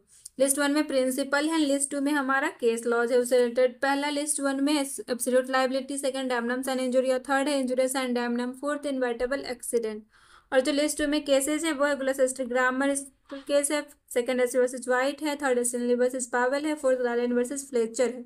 तो हमें इस केस को और प्रिंसिपल को मैच करना है कि कौन किससे मैच करता है। तो यहाँ पे हमारा जो सही आंसर है वो हमारा कौन सा हो जाएगा, option C. Next question in contributory negligence योगदायी उपेक्षा में क्या होगा। ऑप्शन ए है हमारा यहाँ पे only one party is negligent and other has not taken due care. केवल एक पक्ष लापरवाह है तथा दूसरे पक्ष ने सम्यक सतर्कता नहीं रखा। ऑप्शन बी है both parties have contributed negligence equally, दोनों पक्ष योगदायी लापरवाही में बराबर की भागीदारी है। ऑप्शन सी है lake of care equal on both sides, देख रेख का अभाव दोनों तरफ बराबर है। ऑप्शन डी है one party is negligent resulting in injury while other has taken due care, एक पक्ष लापरवाह है किन परिणाम स्वरूप नुकसान है यद्यपि दूसरे पक्ष ने सम्यक सतर्कता रखा है। तो यहाँ पे सही आंसर हमारा ऑप्शन ए हो जाएगा। नेक्स्ट क्वेश्चन है assertion X open a food court in front of Y's food joint, all the customers of Y's patronize X, Y can not claim damage from X, reason है there is a Latin maxim, Y के food joint के सामने x एक food court खोलता है, Y के सभी ग्राहक एक्स के ग्राहक हो जाते हैं, वाई एक्स के नुकसान का दावा नहीं कर सकता। रीजन है there is a Latin maxim damnum sine injuria, यह एक लैटिन सूक्ति है कि बिना क्षति के हानि, निम्नलिखित कूटों का प्रयोग करते हुए हमें उत्तर देना है। ऑप्शन ए है A is true but R is false, option B है A is false but R is true, option C है both A and R true but R is not the correct explanation of R, option C है हमारा both A and R true but R is correct explanation of A. तो हमारा यहाँ जो सही answer है वो हमारा ऑप्शन डी होगा, दोनों ही सही है और जो आर है वो करेक्ट एक्सप्लेनेशन भी है और असर्शन का, तो हमारा जो सही आंसर है वो ऑप्शन डी होगा। नेक्स्ट क्वेश्चन है कंसीडर द फॉलोइंग एलिमेंट्स, निम्नलिखित तत्वों पर विचार करना है। पहला इन्फ्रिंजमेंट ऑफ लीगल राइट, विधिक अधिकार का अतिलंघन। सेकंड है एनी डैमेज, किसी प्रकार की क्षति। थर्ड है existence of a legal right, विधिक अधिकार का अस्तित्व। फोर्थ है हमारा लीगल डैमेज, विधिक क्षति अपकृत्य में क्षति के दावा का अधिकार केवल तब लागू होगा जब, कब कब लागू होगा। अब तो यहाँ जो कोड है इसके अकॉर्डिंग हमारा आंसर हो जाएगा कौन सा होगा, ऑप्शन सी, ऑप्शन सी जो है हमारा वो सही है। नेक्स्ट क्वेश्चन है just as the criminal law consists of a body of rules establishing specific offences, so the law of torts consists of a body of rules establishing specific injuries. Who stated this? बिल्कुल जैसे अपराध कानून विशिष्ट अपराध सिद्ध करने वाले कानूनों से निर्मित है, वैसे ही अपकृत्य कानून विशेष क्षति पहुंचाने वाले अपराध को सिद्ध करने वाले कानून से निर्मित है। यह कथन किसने कहा है? Option A Stein, B Salmond, C Winfield, D Pollock. किसने कहा है? ये सामंत ने कहा, ऑप्शन बी। नेक्स्ट क्वेश्चन है which of the following is not an exception to the strict liability principle laid down in Rylands versus Fletcher, निम्नलिखित में से कौन सा रायलैंड वर्सेस फ्लेचर के मामले में निर्धारित किए गए कठोर दायित्व सिद्धांत का अपवाद नहीं है? पहला इंडिपेंडेंट कॉन्ट्रैक्टर स्वतंत्र संविदाकार, सेकंड है स्टैट्यूटरी अथॉरिटी सांविधिक प्राधिकारी, थर्ड है हमारा एक्ट ऑफ गॉड, फोर्थ है कंसेंट ऑफ द प्लेंटिफ। तो यहाँ जो सही आंसर है वो हमारा कौन सा होगा, ऑप्शन ए। नेक्स्ट क्वेश्चन है इन the tort of Next question, in the tort of slander, it is essential that some special damage has been resulted from the use of word by the defendant. In which of the following case an action of slander may be maintained without proof of special damage?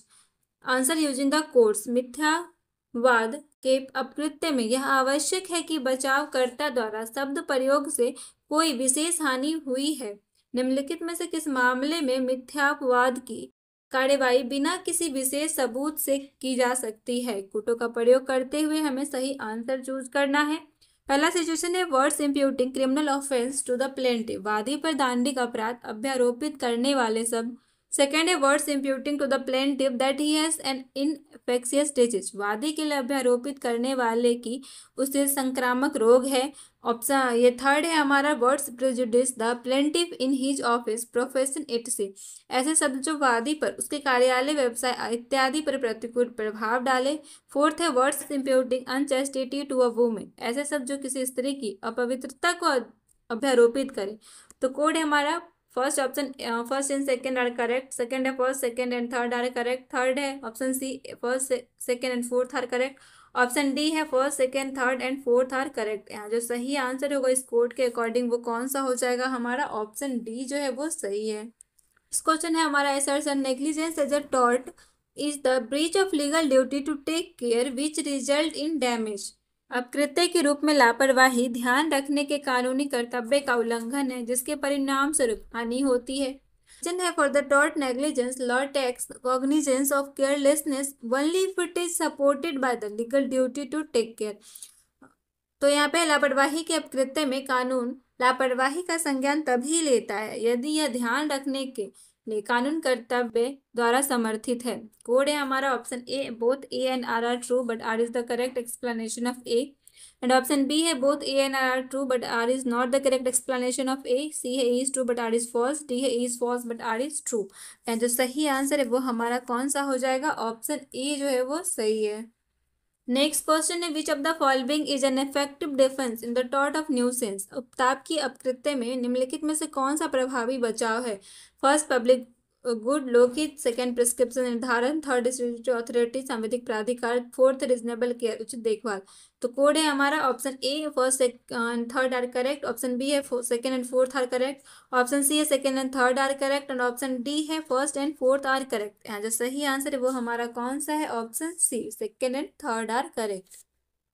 Next question है match list 1 जिसमें maxims के name दिए गए हैं। List 2 जिसमें उस maxims के meaning दिए गए हैं। इन दोनों को मिलाना है और कोड के अकॉर्डिंग हमें सही आंसर चूज करना है। तो लिस्ट 1 में जो मैगजीम्स हैं वो देखते हैं क्या है। पहला है वेलेंटिन ऑन फिट इंजुरिया। दूसरा है क्यू फैसिड पर एलम फैसिड पर से। थर्ड है हमारा यूवीजस ईबी रेमेडियम। फोर्थ है यूवी रेमेडियम ईबीजस। और उसका मीनिंग देखते हैं हम क्या है। पहला है where there is remedy there is right. ही सेकेंड है he who does an act through another is deemed in law to do it himself. जो कोई किसी अन्य के माध्यम से कौशल दिखाता है उस विधि में स्वयं करना माना जाता है। थर्ड है no injury is done to one who knowingly does an act. ऐसे व्यक्ति को चोट लगना नहीं माना जाता है जो जानबूझकर कौशल दिखाता है। और फोर्थ है where there is a wrong there is a remedy. जहाँ गलत है वहाँ उपचार है। तो ये जो मैगजीम्स है और नीचे जो मीनिंग्स दिए गए तो किस मैगजीम के कौन से मीनिंग है उसको हमें मैच करना है और नीचे के कोड से हमें उसका सही आंसर चूज करना है। तो यहाँ पे जो सही आंसर है वो हमारा ऑप्शन सी है।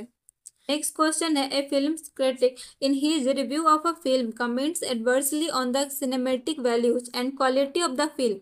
The director of the film use the film critic for defamation which of the following is correct. Use the code given below. एक फिल्म की समीक्षा करते हुए एक फिल्म आलोचक उस फिल्म के चित्रपट परक महत्व तथा गुणवत्ता पर प्रतिकूल टिप्पणी करता है। फिल्म का निर्देशक उस आलोचक पर मानहानि का मुकदमा दायर करता है।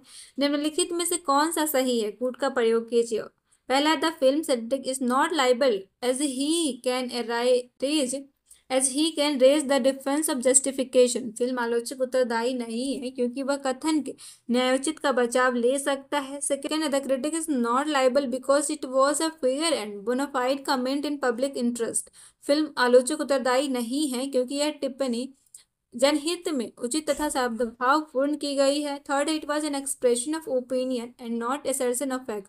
यह राय की अभिव्यक्ति थी, तथ्यों का अभिकथन नहीं। फोर्थ है, it was a fair criticism of a film made for public entertainment. यह लोक मनोरंजन के लिए निर्मित फिल्म की उचित आलोचना थी।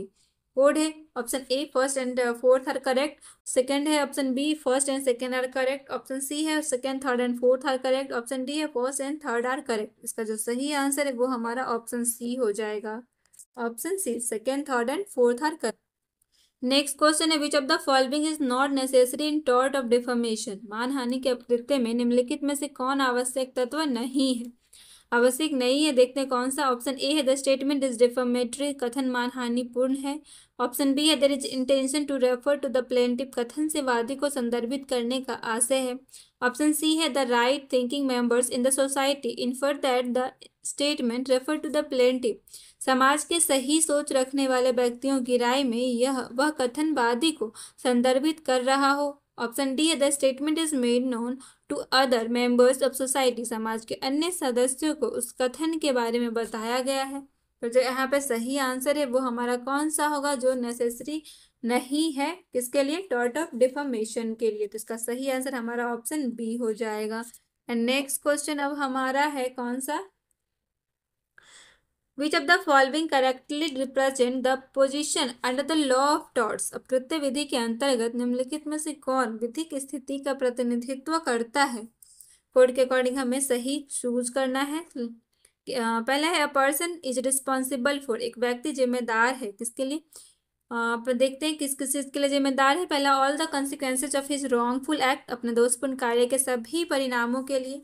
सेकेंड है consequences which directly flow from his wrongful act, उसके दोषपूर्ण कार्य से प्रत्यक्षता निकलने वाले परिणामों के लिए।